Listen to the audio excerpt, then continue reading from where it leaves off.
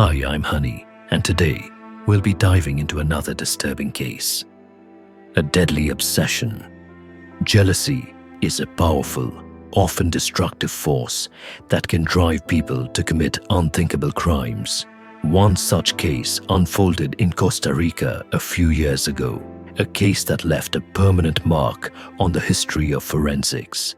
This is the story of Samodi Fonsek, a woman whose obsessive jealousy led to a shocking crime.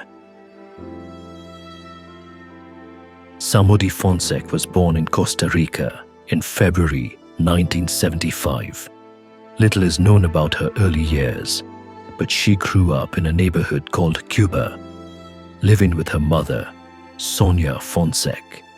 Even in childhood, Samodi exhibited a difficult and aggressive personality, often resorting to manipulation or force to get what she wanted. Her striking appearance and alluring charm made her irresistible to many men, but her relationships were often short-lived due to her extreme jealousy and materialistic nature.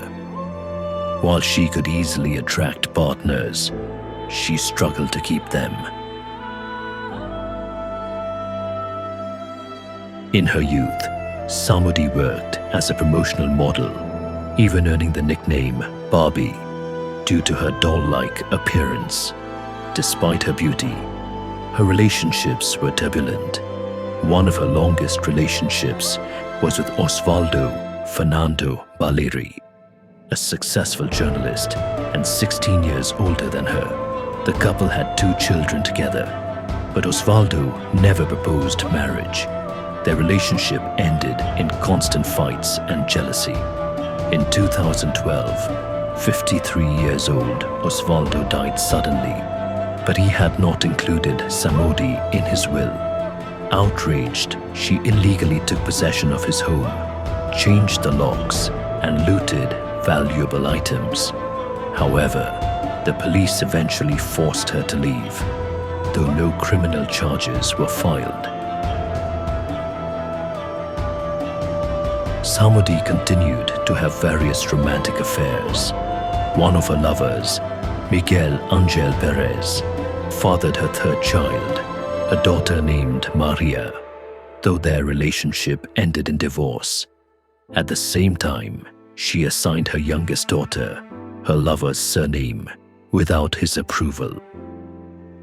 Strangely, several of Samodi's former lovers either vanished or died under mysterious circumstances. One disappeared shortly after breaking up with her, while another was murdered in what appeared to be a failed robbery. Despite suspicions, no evidence linked Samodi to their fates. Gerardo Cruz was born in 1992 in capital city of Costa Rica. He was adopted by Ana Patricia and raised him as his own son. Soon Ana married Hermes Rodriguez, and Gerardo Cruz soon had a younger sister, Milena. He was a calm and innocent boy, fond of motorcycles. At the age of 23, Gerardo found his true love in a woman named Carol. Together with their 4-year-old daughter, Genesis Cruz, the young couple settled in the home of Gerardo's aunt and uncle in the metropolitan suburb of San Sebastian. To support his family, Gerardo took a job at a local bakery, ensuring they had everything they needed. The couple was happy, and their joy grew when they learned they were expecting another child. However, in the summer of 2015, Gerardo met Samodi, a 40-year-old woman who frequently visited the bakery where he worked. Despite the significant age gap, Samodi remained attractive, often dressing provocatively and enjoying flirtations with younger men. The attention from younger lovers seemed to flatter her, and Gerardo, despite having a family, quickly became infatuated with her. They began meeting in secret, with Samodi visiting the bakery almost daily to see him. Their interactions did not go unnoticed by his colleagues. Adding to the complexity, Samodi often brought her 19-year-old daughter, Christina, along during her visits. At first, Gerardo skillfully balanced his double life, ensuring neither Carol nor Samodi suspected the other's existence. However, over time, he grew careless. Perhaps eager to boast, he started sharing details about his affair with friends and co-workers, describing Samodi as a generous mistress who spoiled him with gifts. Word of his infidelity soon reached his mother, who attempted to talk sense into him and persuade him to end the affair. The relationship, however, was short-lived.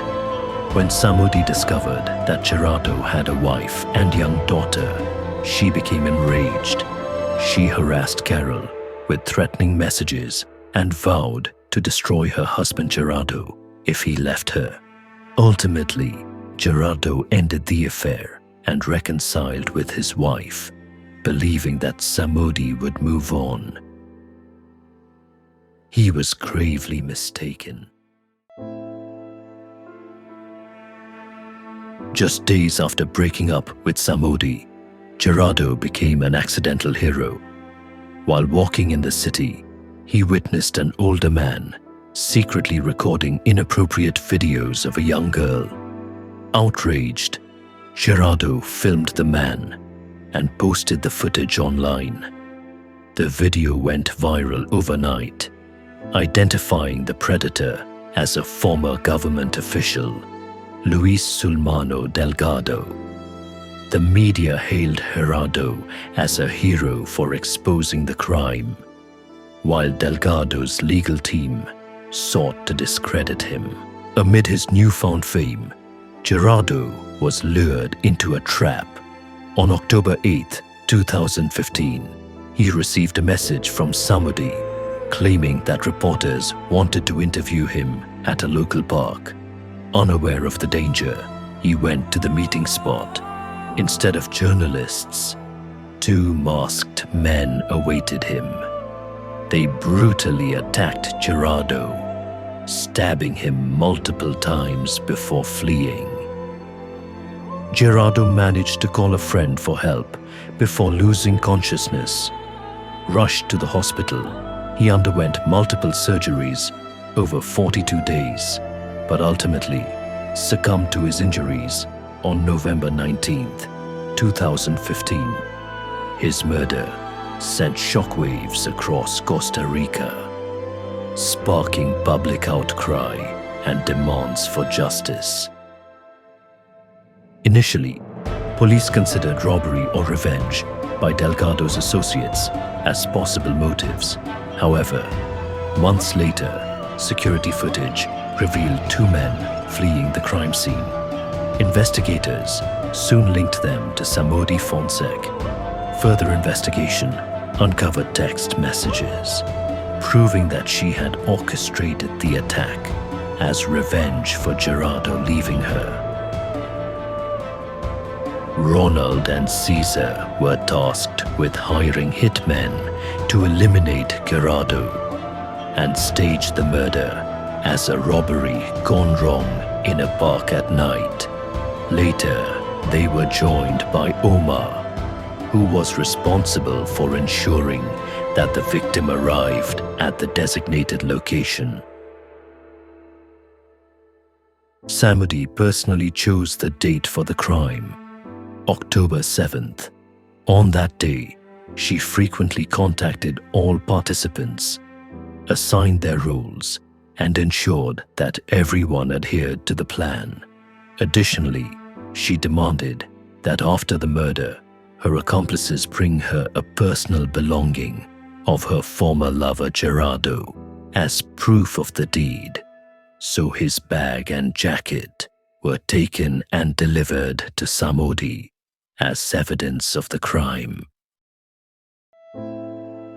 The key evidence against Samodi came from text messages detailing the murder plan and the roles of each accomplice.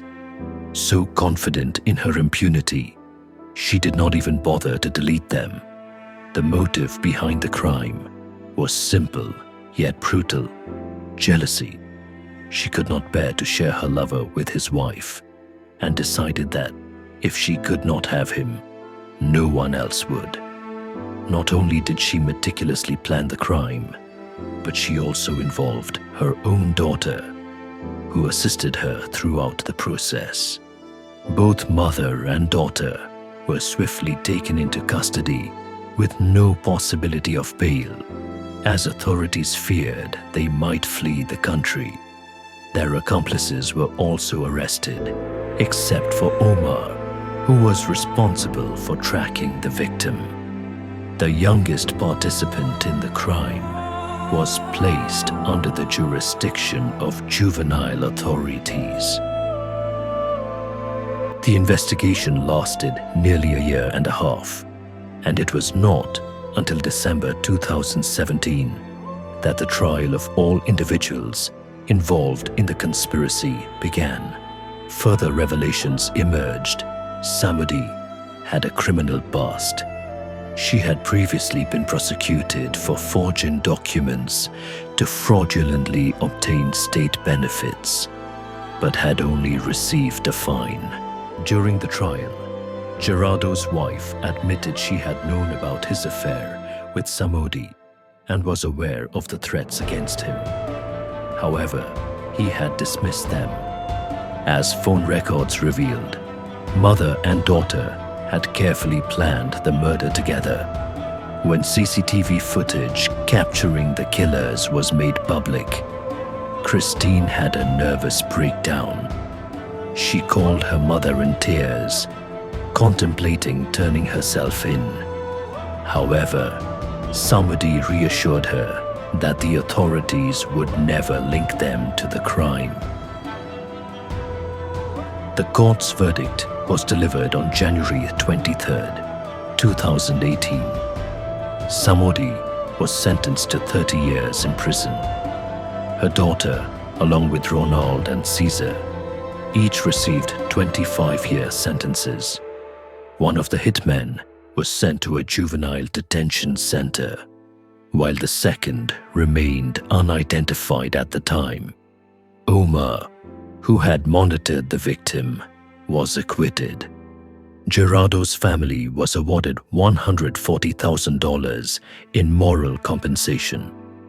After the sentencing, his relatives expressed gratitude to the court for ensuring justice.